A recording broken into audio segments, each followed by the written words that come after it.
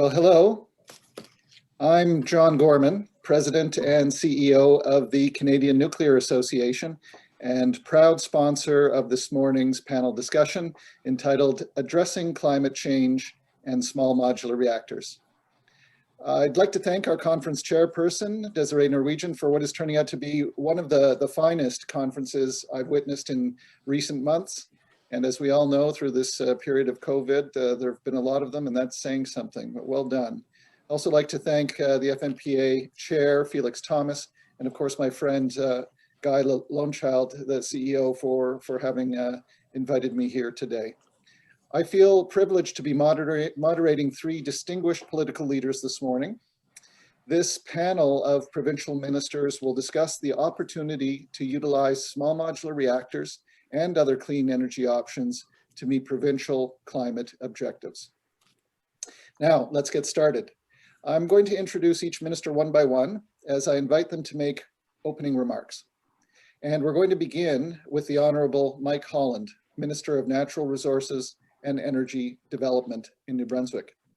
Mike Holland was elected to the Legislative Assembly of New Brunswick in September 2018 for the riding of Albert and was recently re-elected for a second term. Raised on a farm in rural New Brunswick, Mr. Holland has lived as a lifelong outdoors person and avid entrepreneur, having successfully secured a funding partnership on the CBC TV Dragon's Den for outdoor and hunting gear. I think I saw that one, Minister. Minister Holland has served as Minister of Natural Resources and Energy Development since 2018. Mr. Holland, congratulations on your government's recent electoral victory. The New Brunswick Conservatives have won a majority at a time when pivotal decisions are going to be made with respect to energy and climate change, and we're looking forward to your remarks.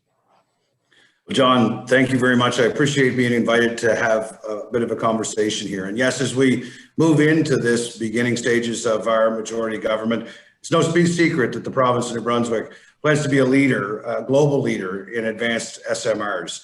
We believe they present plenty of opportunities when it comes to meeting energy demands, addressing climate change, and fostering economic growth and innovation. What we're really talking about here is affordable, reliable, and safe energy for communities across Canada, and the ability to contribute to a low carbon future.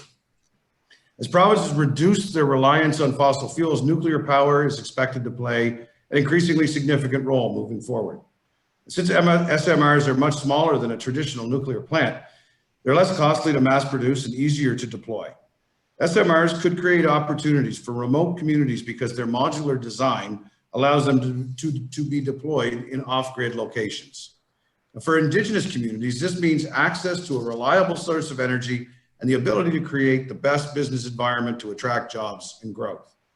I believe the best way to ensure that Canada becomes a leader in SMR development and deployment is through continued engagement and partnerships. I'm pleased with the progress we've made on this file to date.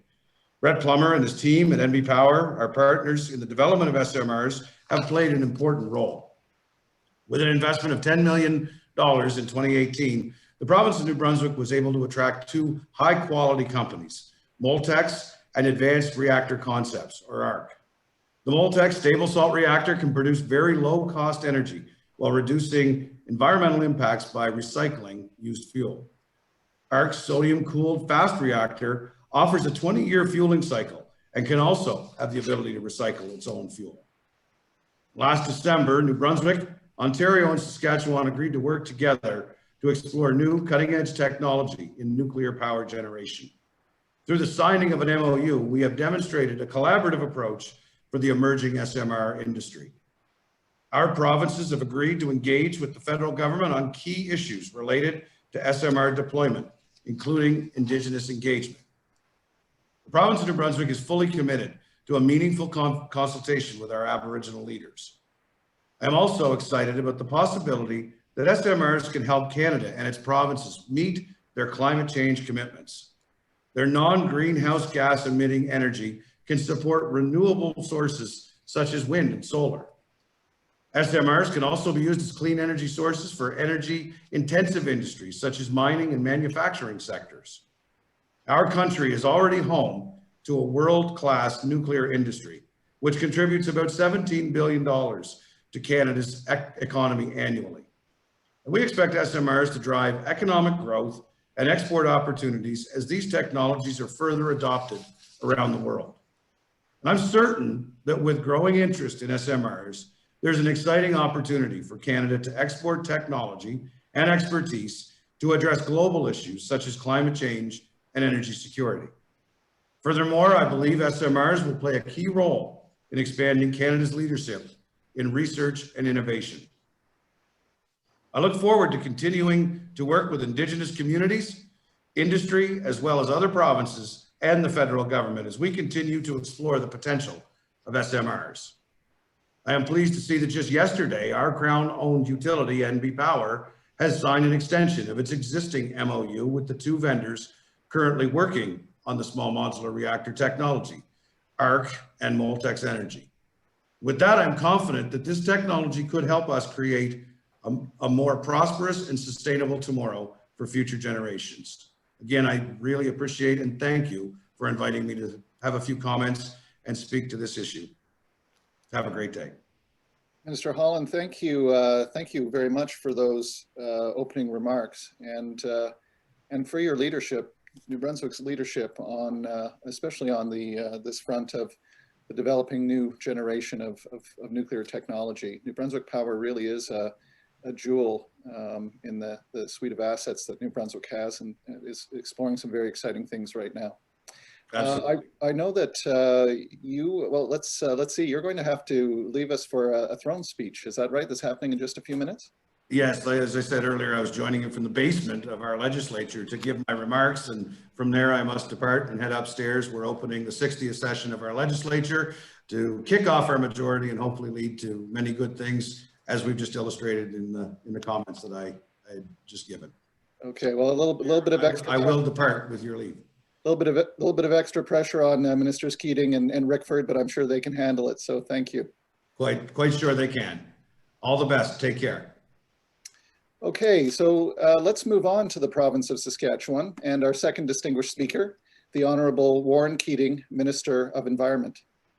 Warren was elected MLA for Melville-Saltcoats in April of 2016 and re-elected in October 2020. He received his Bachelor of Science in Agriculture from the University of Saskatchewan in 1985 and worked as a territory manager for Host AG from 1986 to 1996. Warren was also the owner and operator of Wagon Wheel Seed Corporation from 1986 to 2011. In addition to his busy professional life, Warren has been involved in his community as chair of the local economic development board, elder in his church, is a member of the Lions Club, and an official with the local minor hockey and baseball leagues. On February 2nd, 2018, Warren was appointed Minister of Government Relations and Minister of First Nations, Métis, and Northern Affairs. In August of 2019, he was appointed Minister responsible for Rural and Remote Health, as well as Minister responsible for Seniors, a newly created portfolio. Now, on November 9th, 2020, Warren was appointed Minister of Environment. Minister Kaeding, by my calculations, that has given you a full 8 days to master your new portfolio.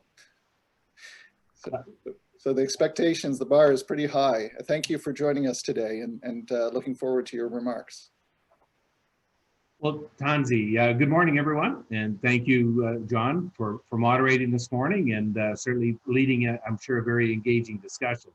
And certainly thank you to everyone at First Nation Power Authority for this opportunity to be with you this morning. As I was telling John before we went online, I'm in about binder 8 of my 14 binders of trying to get up to speed with what goes on in environment in Saskatchewan, but certainly looking very much towards speaking to you today as part of the second day, I guess, of your National SMR Forum with Indigenous communities, and certainly to discuss the advancement of small modular reactors in Canada.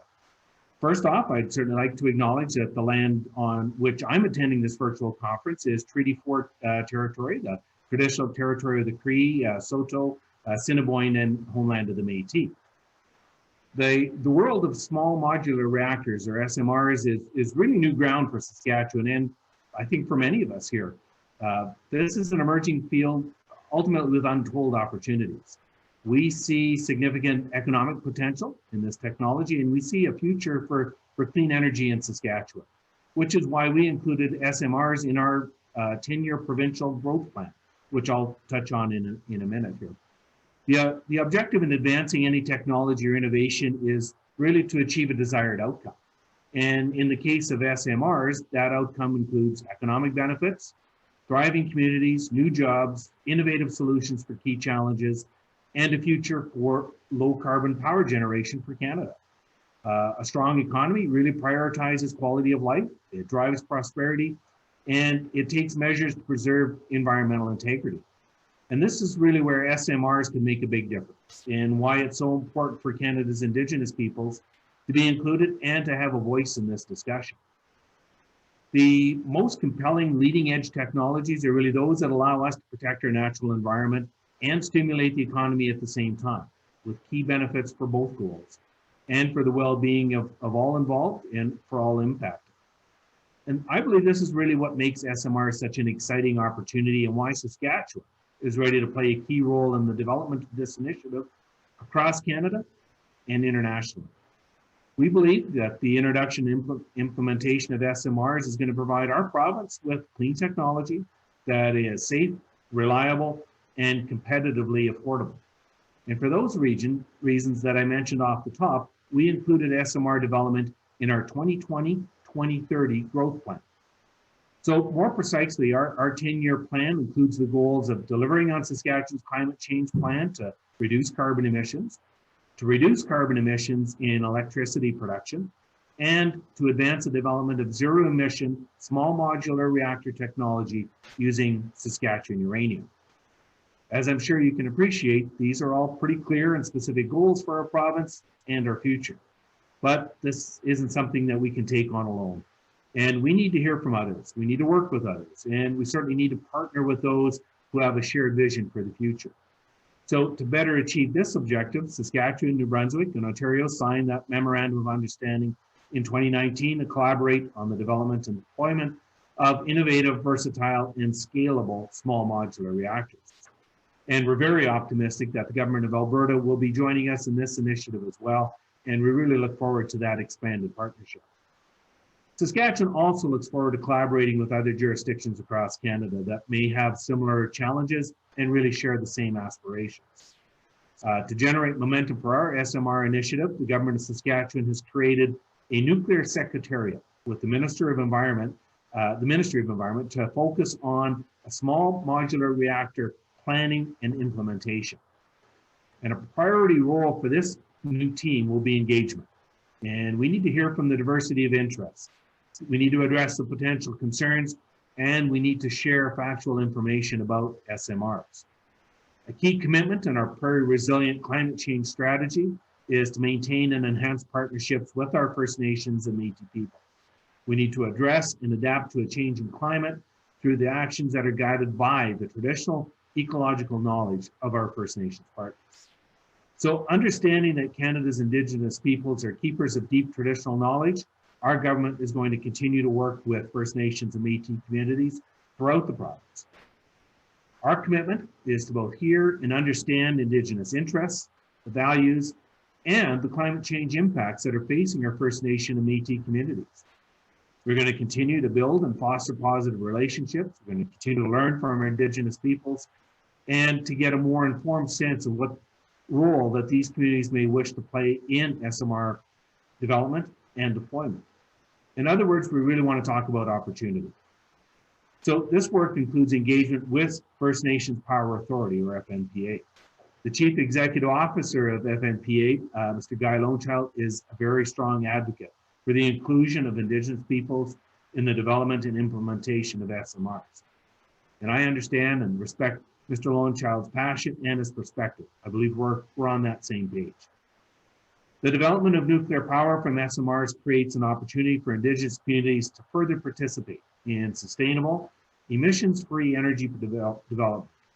And this kind of innovative growth can provide stable, long-term financial returns and create high-quality jobs for Indigenous people for generations to come. Our government firmly believes that there are many potential SMR-related opportunities for First Nations and Métis communities across Saskatchewan and Canada. And we look forward to discussion on partnership, prosperity, and the future. SMRs are a part of a wider energy transition in Saskatchewan that will provide communities and industries with reliable heat and power while creating high-quality jobs and local economic development. But there's a lot more to this story. We know electricity is going to play a role in the evolution of our transportation industry, the digital economy, and the arc towards a net zero future. Clean, reliable, safe electricity is the dream that we're all chasing, and I believe for very good reason. Incorporating SMRs into our energy mix could provide the province with the ability to generate up to 80% of its electricity through zero emission sources. That would be a significant achievement. And Saskatchewan is proud to be a world-class supplier of high-quality uranium ore. Higher demand for uranium through the implementation of SMRs in Canada and abroad is really an opportunity to harness our resources, contribute to stronger economic growth, and improve employment opportunities. We're particularly interested in potential benefits for Saskatchewan's northern region, which is home to a number of First Nation and Métis communities. So with the support of the federal government, jurisdictions across Canada, including Saskatchewan, will be poised to lead on the next phase of SMRs and to expand into global nuclear development. SMRs are going to be providing non-emitting, affordable, reliable, and safe energy while helping to unlock economic potential across Canada, including in our rural, northern, and remote regions. Again, we very much look forward to discussions with Indigenous peoples on partnership, on prosperity, and the future. And we believe SMRs hold great promise for Saskatchewan and for all those who call province home. Hi. Thank you. Thank you very much, Minister. We're going to keep moving here and move on to Ontario to hear from the Honourable Greg Rickford. But I just want to note for everyone that I have been taking some notes while listening to the ministers, and we'll be able to fold those into the conversations as well. There is a question and answer session for our audience. As you think of questions that you might like me to try to weave in through my discussion here with the two ministers, I'd be happy to do that. So last but certainly not least, I would like to call on the Honourable Greg Rickford to make opening remarks. Hailing from the great riding of Kenora-Rainy River, Greg Rickford was elected to the Ontario Legislature as the MPP for Kenora-Rainy River on June 7th, 2018. Greg is the Minister of Indigenous Affairs, Ontario, in addition to being the Minister of Energy, Northern Development and Mines. He's also a member of the Treasury Board of Ontario. Greg was born in Paris, Ontario, and has spent much of his adult life in Northern Ontario. He currently resides in Keewatin with his wife, Janet, and two young girls. Greg has experience throughout the North, having served as a nurse in First Nations communities in remote parts of Northern Ontario. And Minister Rickford, I assume that it's your nursing background that has allowed you to develop such a bedside manner with the delicate and gentle way you express your convictions. It's beginning to make sense now. He also holds an MBA and is a lawyer. Greg is a former member of Parliament for the riding of Kenora, at which time he held several ministerial posts in the federal government. Greg is proud to represent the constituents of the Kenora-Rainy River riding and is intent on being a strong, experienced voice with a focus on delivering results by ensuring Northwestern Ontario is well represented in the Ontario legislature. And you certainly do that, Minister. We're looking forward to your remarks.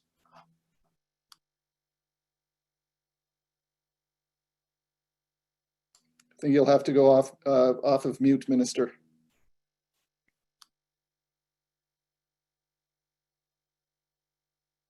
Mute. There we go. Very good. Everything good? We're good? Thanks, John. Yeah. Sound check? Good. Yes. Well, good morning, everybody, and thank you for this extraordinary opportunity. I just wish that it could be in person. And with respect to our panel, obviously, my congratulations to both ministers.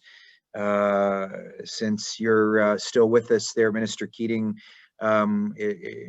well, I hail from Southern Ontario and live in Northwestern Ontario, just about 40 minutes away from the Manitoba border. My entire mother's family, including her and generations before her, were all born and from Saskatchewan. So I have a very warm and special place in my heart, and of course, Bronwyn here is a really good friend of mine and colleague, and I look forward to working with you. John, thank you for the work that you do as well. And folks, don't mind John and I. We never like to miss a public opportunity to take a poke at each other once in a while. It's part of our friendship. But there's no disputing that during these exciting times, you're the right kind of person to bring some of the subject matter we're going to be talking about today, in particular small modular reactors, to the forefront. As you like to say yourself, a champion of clean green energy, and certainly when it comes to nuclear and the prospects that SMRs hold, this might be one of the most exciting ones on the landscape for our country and indeed the world. I also want to mention a couple of other names from the outset here, in addition to First Nations Power Authority and the amazing work that you do. I just had a chance to review the updated corporate profile and board of FNPA, and it's just an extraordinary group of people, and it's just so powerful, if you'll excuse the pun, to see incredible Indigenous leaders at the forefront of an authority that matters in the province of Saskatchewan, and I believe will steer the ship with respect to Saskatchewan's interest and Western Canada's interest in the small modular reactor.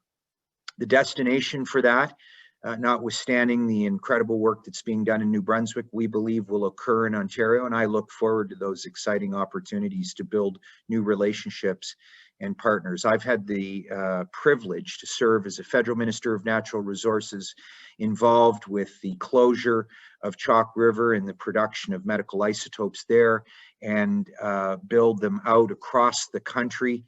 And now in the second chapter of my political career, to be involved with Canada's biggest province and our incredible profile of nuclear assets, now focused on the next chapter in terms of building SMRs. We lead the world in safety and operational standards when it comes to the incredible profile of nuclear assets we have, the decommissioning exercises that we're involved with, and the refurbishment. So we see in the strategic business unit profile of what the province of Ontario has as the SMRs leading the way. And we couldn't do that if we weren't committed to a couple of very high profile and very important Indigenous women who I hold near and dear to my heart. And I want to mention a few of them here today. First of all, Tabitha Bull with the Canadian Council of Aboriginal Business, a true leader in every sense of the word that we're positioning to take an even higher profile role, specifically in Ontario's electricity system. Sherry Brandt, who sits on the board of Hydro One, of which Ontario is a 40% stakeholder. And of course, my fave, Desiree Norwegian, owner of Abraflex, and an incredible profile in women in nuclear, who I want to make a special shout out to, and the important work we're doing. So John, you can see that in the province of Ontario, as Ontario's Minister of Energy, Minister of Northern Development and Mines, and Minister of Indigenous Affairs, I place a particular importance on the role of Indigenous leadership, and in particular Indigenous women leadership. It's their time. I often say I'm keeping these seats warm for these kinds of leaders to take over our system in the future, and they're doing that. And I think to FNPA's role here, it just speaks volumes about the exciting opportunity we have. So let's talk a little bit more about opportunities. Last Friday, I had the opportunity to participate in the historic groundbreaking ceremony at Ontario Power Generation's Darlington Nuclear Facility. Many of you may have been on that, live stream. I wish that we could have all been there, folks, potentially hundreds of us. There were only 25 to respect the congregate rules, but I know that there were hundreds of people watching. And what we unveiled will be Canada's first certified site to develop new nuclear and SMR technology, bringing the reality of SMR deployment in Canada one step closer, and moving towards a place where Ontario, and Canada, with the cooperation of partners like the Canadian Nuclear Association, Women in Nuclear, and the federal government of Canada and our partner provinces, which my colleague from New Brunswick and Saskatchewan mentioned vis-a-vis our MOUs, to create a store, a world-class place, a front window with a scalable SMR capacity to serve our provinces, our country, and the world over. For decades, Ontario's nuclear operators like OPG and Bruce Power, a special shout out to them for the work that they're doing there, have led the industry forward with laser-like precision and a heavy-handed focus on safety and operational exercise. And now, in collaboration with our provincial partners, it's time for Ontario to capitalize on that commitment to excellence to lead us into the next generation of nuclear technology. Ontario is the birthplace of the world-renowned CANDU reactor technology. Ever since the first CANDU reactor went into service in 1962, the nuclear industry has been a source of innovation and specialized employment in the country, particularly in Ontario. As I like to say and steal a phrase from one of the movies, The Waterboy, we can do it, and we certainly are. And today, Canada's nuclear industry supports 76,000 high-paying, high-skilled jobs, almost all of them in Ontario. These are high-tech positions in engineering and mathematics. And Minister Kaeding, don't be surprised if Ontario comes a-calling for your son and some of his friends and the work that they're doing out in Saskatchewan. After many years in politics, the federal and provincial level, I've been fortunate, as I said, to witness the evolution of this SMR technology and see the transition from a good idea to a soon-to-be reality in the next decade. Voters will always have the opportunity to decide whether that can become a reality for me, but we believe that this SMR technology will have and will take its rightful place in the political landscape, the discussion fora, if you will, just like it is today, so that communities and regions of our province, and indeed others across the country, can celebrate real victories. We put aside our political stripes and do what we believe is good for energy and good for the environment in our province, for the country, and for the world over. We're in a transitioning economy, there's no question about it. And even before COVID-19, it was clear that we needed real solutions to power a low carbon future. We've heard President-elect Biden talk about it. We're hopeful that he'll focus on nuclear technologies, much like the previous administration had in the United States.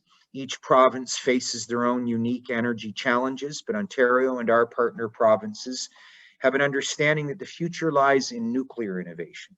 And we've solidified that understanding through our Memorandum of Understanding signed last December with our primary partners in Saskatchewan, in New Brunswick.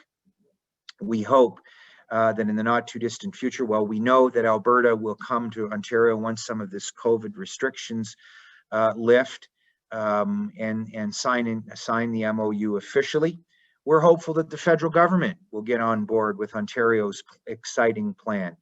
And I've suggested to our partners that we identify Indigenous leadership who would join with us as signatories to understand the importance of this exciting new technology for our country. We know that SMRs will have a whole suite of applications capable of solving a range of our modern day challenges. And we also know that SMR technology has the capability to fundamentally shift the way that we power resource projects across this country and potentially communities in the far north. As I said, and my colleagues have said, SMRs bring clean, low-cost energy to locations where we would traditionally rely on diesel or other high-emission energy sources. And that's another reason why today's conversation is so important. Just as we're discussing the development of this new technology, it's equally important to have these early discussions on the deployment of SMRs and who and how they can improve our communities and our economy. For Indigenous communities in the far-reaching corners of the provinces, SMRs represent, and territories, SMRs represent an incredible opportunity to bring affordable, clean, on-site electricity generation right to the community. This, of course, is a no-brainer in comparison to the predominance of diesel-generated power. We know the high costs and the fragility of wind applications in the far north.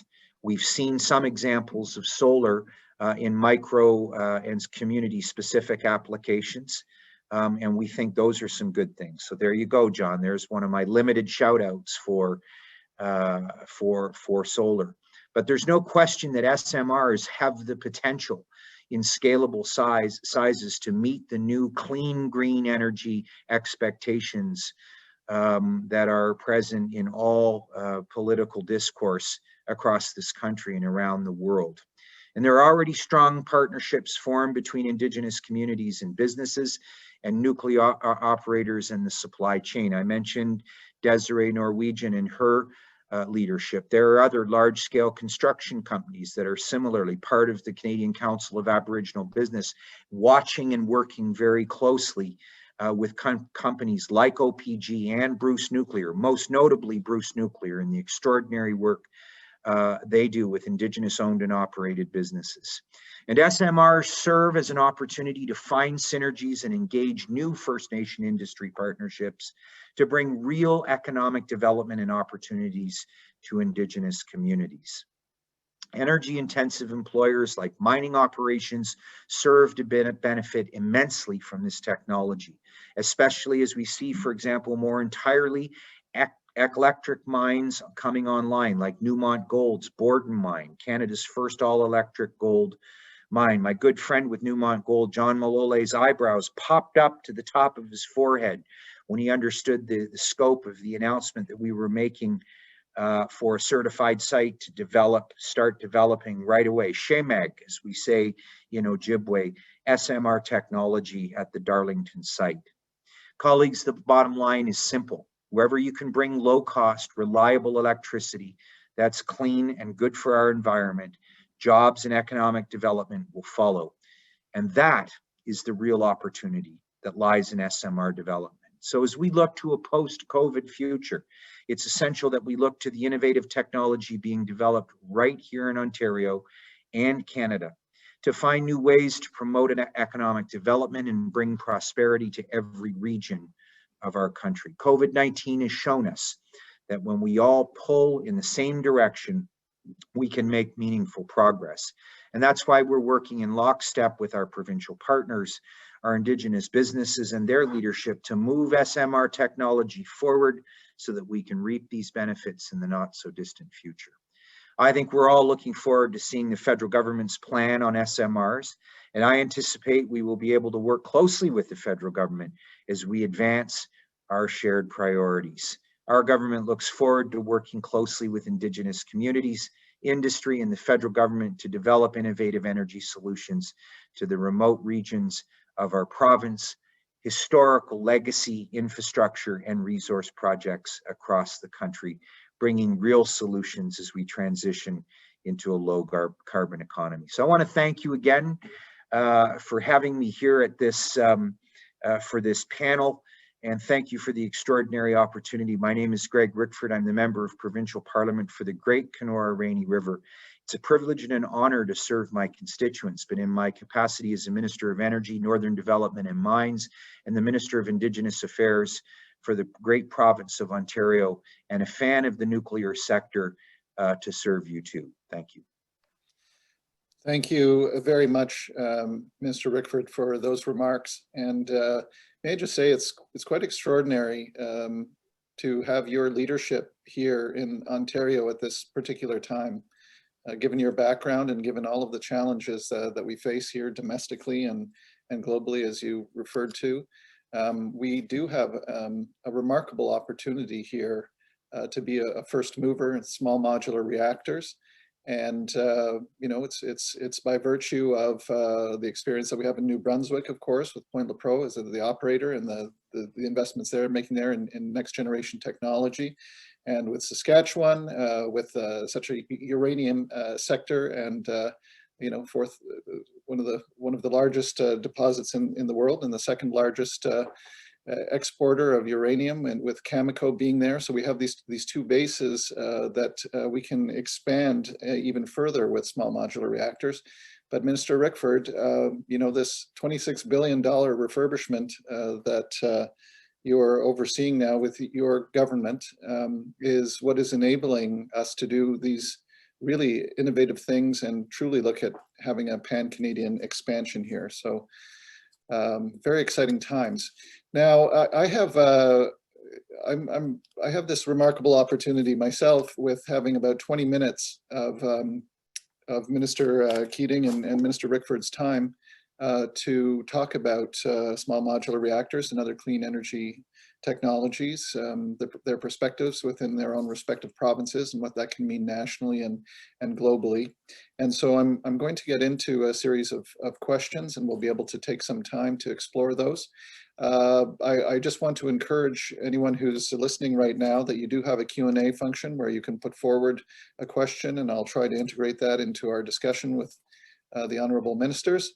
And before we get started with the first question, I'll just make an announcement regarding the gamification code for this session. So for those of you attending who are earning points by collecting unique codes available at most of these sessions, and at every virtual trade show exhibitor, you can collect these gamification points, as I understand it, towards the purchase of a gift at the marketplace.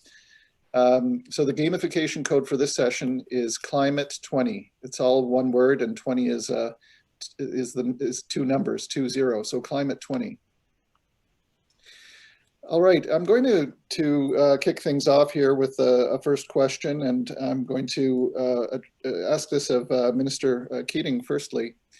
It has to do with the changes that Saskatchewan is envisioning making as part of a clean energy future. And before I ask you to address that directly, if you don't mind, I'll just say I know that your plans extend beyond small modular reactors, but they include small modular reactors. But you're thinking, you know, more comprehensively of perhaps hydro resources combined with small modular reactor, combined with expanding future wind and solar, perhaps, if those things can come into play. So would you mind giving us a little bit of a flavor of what you have in mind?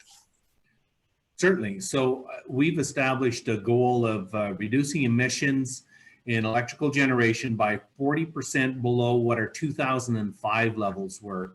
And our goal, we've set that as to achieve that by 2030.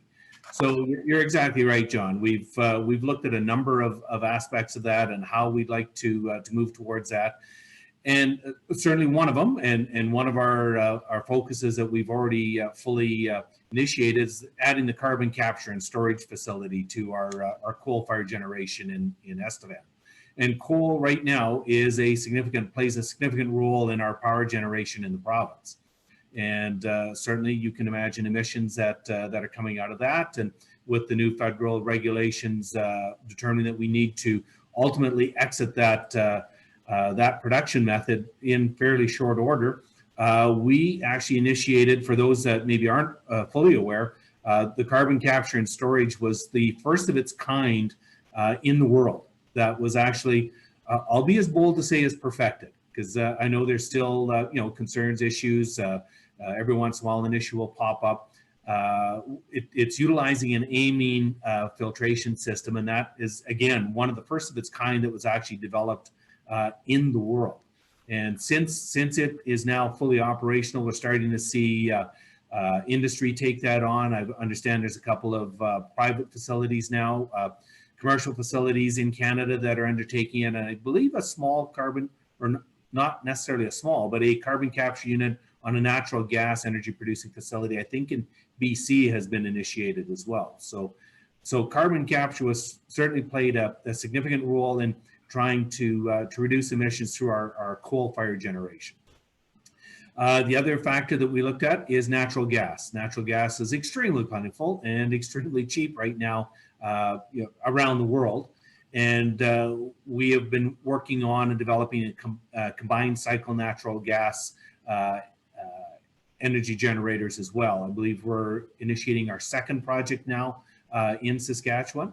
So we're using that combined cycle process to add to our energy production mix. As well, John, and this is certainly one that I know you've had input and interest in, is increasing our renewable production from 25 to a 50% mix of our energy production in Saskatchewan by 2030. And that will certainly involve significant expansion of our wind and of our solar power, as well as hydro. I understand there's considerations now in cooperating and working with Manitoba in some of their newer hydro generation facilities and working on supply arrangements with them, but also some innovative production. We're looking at geothermal. I believe the first of its kind deep well geothermal that I believe the well has been completed down in that Estevan country, but now setting up the mechanics and putting the infrastructure in place to have energy produced through geothermal technology. As well, I think many on the call today are aware of the Meadow Lake Tribal Council Bioenergy Center and creating energy through biomass production, biomass energy that's being produced out of waste forest products up in the timber belt of Saskatchewan, especially up in that Meadow Lake area. So that's our goal by 2030, is to reduce emissions by 40%. And we're looking, by adding small modular reactors, by 2050, we could ultimately eliminate emissions in our energy production in the province, which 2050 seems like a long time, but really that is only 30 years from now that we could ultimately end up with zero emissions in our energy production. That, to me, I believe is a remarkable goal, but very achievable. Thank you very much, Minister Kaeding. You know, it strikes me listening to that sort of portfolio of technologies that you're going to bring forward, whether it's CCS or natural gas with combined cycle, small modular reactors, renewables, perhaps even looking at, hydro coming in from Manitoba. Saskatchewan is almost a case study in the suite of things that are going to be needed to move to a low carbon or non-emitting electricity system, and really lays out the challenges there. I think small modular reactors are really going to be able to make a significant difference there. And it also brings to mind Ontario's situation, Minister Rickford. I mean, I often think about the fact that, as minister overseeing this, you're already overseeing a suite of essentially clean energy sources, right? Hydro, nuclear, wind, and solar, and having to make all of these, play together well, which is quite a feat for a very clean electricity system. I'm not sure what we're at. Is it 97 or 95% non-emitting? So it's 94% GHG emission free. Yeah.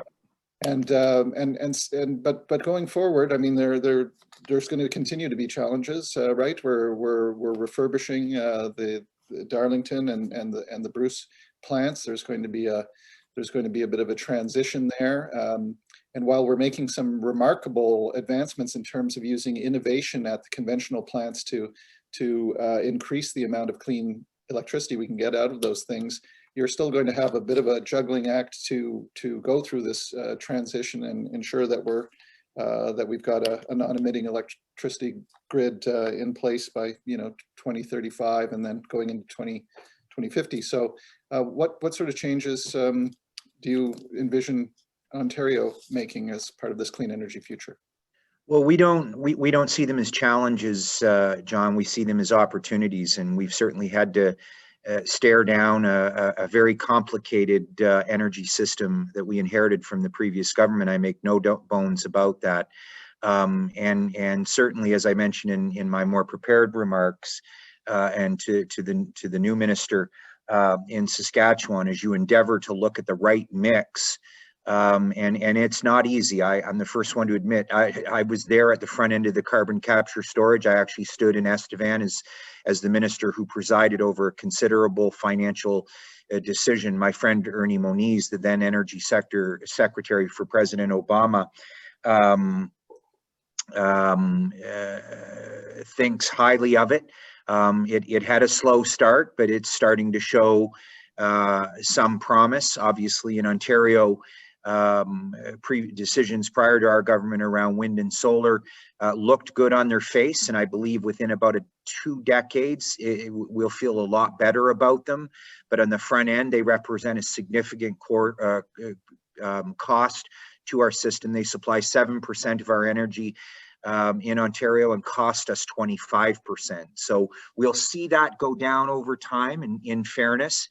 But one of the more recent policy innovations we just announced in our budget last week, an interim budget I like to call it, was to move the global adjustment of wind and solar out of the industrial class and commercial class users, and it represents a 14 to 16% reduction in those major electricity intensive manufacturers. So moving forward then, and pivoting from that, John's right. There's a lot of decisions that need to be made in an effort to get to that clean green state. And certainly, you know, in 10 years, and certainly for sure in 20, you get Ontario with a mix of somewhere around 7 to 10% of our supply coming from natural gas, which is building on technologies now to be cleaner. I'm a big fan of it. It supports a province's economic vitality, our friends out there in Alberta, and it can be done the right way. We'd like to grow it, and we're expanding now. Wind and solar will cost us much less within a couple decades, and SMRs within the decade, I think, represent a great mix for us. So we're in a good position. It's still expensive. It costs the taxpayer now a hell of a lot of money to make it all work. But we believe over the course of time, with the mix that we're headed towards, we'll not only have a pretty cost-friendly environment for energy, and particularly electricity, but one of the greenest the world over. But most importantly, Warren, we're going to be able to help provinces like you who have a clear opportunity to make a real difference in your GHG emissions in that beautiful province. I think on that note, Minister Rickford, this leadership that Ontario is showing, and you referenced the OPG announcement that the small modular reactor work is continuing now with a target date of 2028 for having a small modular reactor connected at the Darlington site, and of course that is going to be through this extraordinary collaboration that you have with Saskatchewan and New Brunswick and Alberta. But in Saskatchewan in particular, I guess there's going to be sort of a step-by-step, Ontario will lead the way as through this first of a kind rollout, and Saskatchewan will be able to follow through there and be able to introduce nuclear operations into the province in addition to its uranium. Well, John, we can't build an SMR without our friends in Saskatchewan, and Saskatchewan can't have an SMR without Ontario's investment that I made last week at OPG. That's the bottom line. We're talking about a kind of technology that can bring to the marketplace as low as 30 megawatts of production, and as high as about 300. I think GE Hitachi can do. So, you know, this is like going to shop for shoes. You need different sizes. I got 2 little girls between the ages of 5 and 7. So it seems to me like every other month they're growing, and at a slightly slower pace.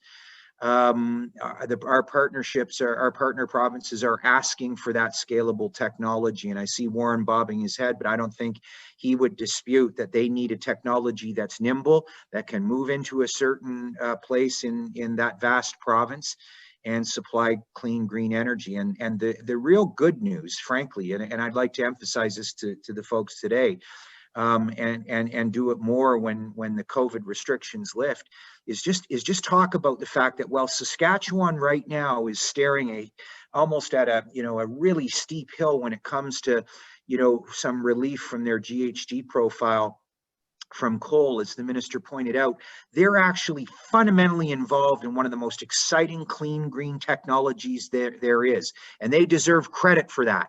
And I'm going to give it to them right here and right now. So Minister Kaeding, you got it, and we got your back. And the First Nations Power Authority, I think, wants to play a role in this front row center. And I couldn't be more excited about that commitment to clean green energy. So be patient, folks, but we'll all get there as partners. There's absolutely no doubt that Canada's advantage here as a first mover has to do with this extraordinary collaboration between Saskatchewan, Ontario, New Brunswick, and Alberta. Listen, I know we've got about another 5 minutes left, and I have a number of questions that have come here that sort of dovetail with other questions that we had planned. But I'd like to mesh these together and look at Indigenous engagement and sort of dovetail that with clean power generation. So maybe over to you, Minister Kaeding. A number of these Indigenous communities and businesses are interested in participating, either in equity investments into clean power generation and distribution, or in other ways. What opportunities does Saskatchewan see for Indigenous equity investment into the industry? Well, that's certainly a very good question. I know even just talking to our officials this morning is, what would that look like? What will that look like? You know, I think we've established a template already of you know, cooperation with our crowns, SaskPower in particular, and how First Nations Power Authority has been involved in supplying, you know, power arrangements through SaskPower. And I think that's kind of breaking the ceiling there as to what that's going to look like into the future. And I think First Nations Power has led the way in that area. And I know we've got other First Nations entities as well. Cowassis Wind Development Corp, I know, is another one that comes to mind, is working on power and investment arrangements more internally, but really seeking that arrangement with SaskPower is how do they do the in-feed, and what does that look like? You know, we talked briefly about Meadow Lake Tribal Council and their bioenergy center is another one that comes to mind in working on unique arrangements, generally internally, and then working in that feed-in process with SaskPower.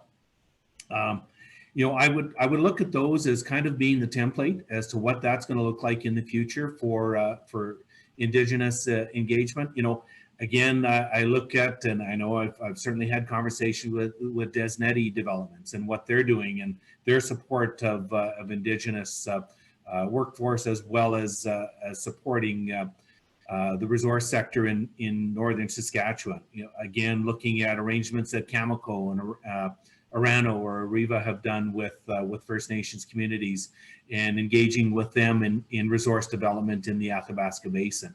And I think we've got a number of templates that we can look at. I don't think there's going to be you know, one singular one that's going to show up, but I would say that we're certainly open to a multitude of arrangements there. Thank you, Minister. Mr. Rickford, I'm going to broaden the question a little bit for you and ask you to speak to Indigenous economic reconciliation and what that means to you personally, given your experience, and to Ontario.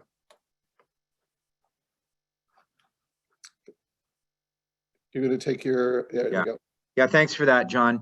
I'm very careful with this muting because I was on a Zoom call not long ago and said a naughty word that wasn't on mute, and it had nothing to do with the conference. It had to do with something else going on.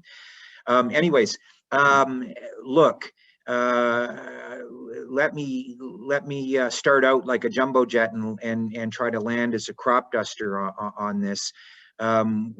We've been having discussions with Regional Chief Roseanne Archibald, a tremendous leader in her own right, with the strength and experience of economic agreements on various resource projects in the province of Ontario. And we're establishing a prosperity table to take a look at some of the options that we have moving forward for some of the legacy infrastructure and resource projects that are out there, and other economic activities. We have to account for the fact that that 13 of the 14 million people who live in this province live in a very small triangle in southern Ontario, the Golden Horseshoe. But for us Northerners, of course, we think that there's an extraordinary opportunity, and so that'll be one way. And we'll look to our friends in Alberta who announced in one of their more recent budgets, I think it was their first one, a massive capex minded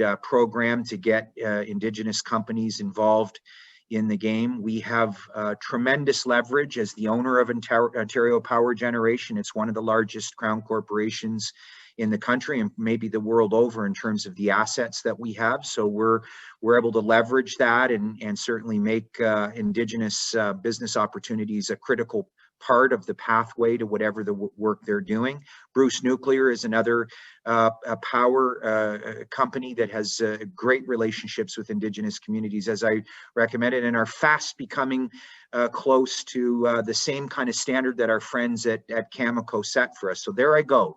You know, it's like I was born in Ontario, but I'm bragging about Saskatchewan again, Warren, and that is the world-class efforts of Cameco, not only just to do good work in regions where that are heavily populated, majorly populated by Indigenous peoples, but making them a significant part of their human resource and their business relationships. And we feel like with the Crown assets that we have and our major holding in Ontario, in Hydro One, that we have plenty of opportunities, John, to leverage that. I personally and professionally work very closely with the Canadian Council of Aboriginal Business. Sean Willey is a friend of mine with Desnette. His predecessor, Gary Morasti, and I started out as a young nurse and a young teacher in Pelican Narrows, Saskatchewan, way back in the day, Minister Kaeding. So those ties are important to us on every level.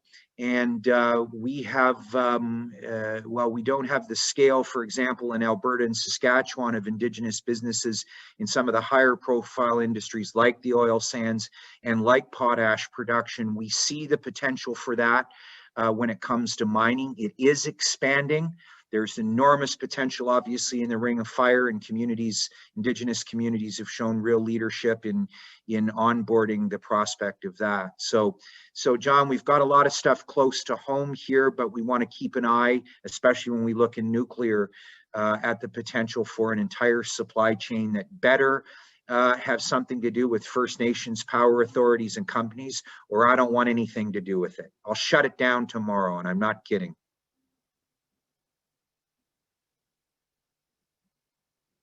Now you have to go. There we go. What a perfect way to wind up this discussion. And I have to say, I side with you, Minister Rickford, on this idea that we have a real opportunity here when you consider our Indigenous people and the natural resource economy that we have, typified by places like Saskatchewan, where we have this opportunity to bring them together, the sectors together with Indigenous people and new clean technologies like small modular reactors, and see the continued responsible development and competitive development of these natural resources as we go forward.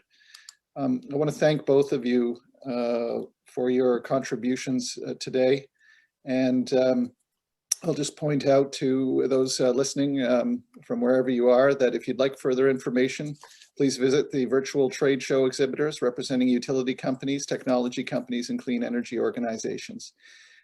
Thank you. And following this session is the Pathway to Powerful Opportunities, and that's happening immediately. Pathway to Powerful Opportunities. Thanks for your attendance today. So long. Thanks for this opportunity. Yep. Thanks, everyone. Looking forward to meeting you, Warren. You as well. See you soon, John. Thank you.